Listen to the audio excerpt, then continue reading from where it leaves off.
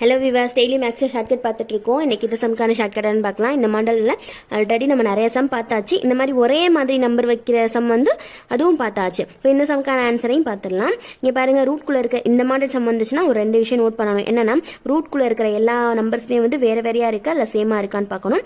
அப்புறம் இங்கே plus symbol இருக்கா மைனஸ் சிம்பிள் இருக்கான்னு பார்க்கணும். இந்த மாடல் சம் வந்துருச்சு அப்படின்னாலே நம்ம ஃபர்ஸ்ட் நம்பரை மட்டும்தான் எடுத்துக்க போகிறோம். இந்த ஆறையும் மைனஸையும் மட்டும்தான் எடுத்துக்க போகிறோம். இப்போ இங்கே 6 இருக்கா, இந்த 6 எந்தெந்த நம்பராலாம் மல்டிபிள் பண்ணலாம் அப்படின்னு பார்க்கணும். ஏதாவது ஒரு ரெண்டு நம்பரால மல்டிபிள் பண்ணும்போது 6 வருமா, அது எந்தெந்த நம்பர் அப்படின்னு பார்க்கணும்.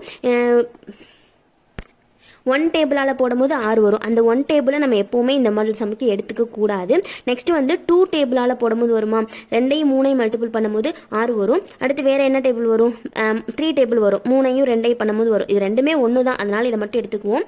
இப்போ இங்கே மைனஸ் இருக்கா ப்ளஸ் இருக்கான்னு பார்க்கணும். இங்கே மைனஸ் இருக்கு. இங்கே மைனஸ் இருந்துச்சு அப்படின்னா நம்ம சின்ன நம்பர் எடுத்துக்கணும். அதுவே இங்கே ப்ளஸ் இருந்துச்சுன்னா நம்ம பெரிய நம்பர், இந்த ரெண்டு நம்பர்ல தான் சொல்றேன்.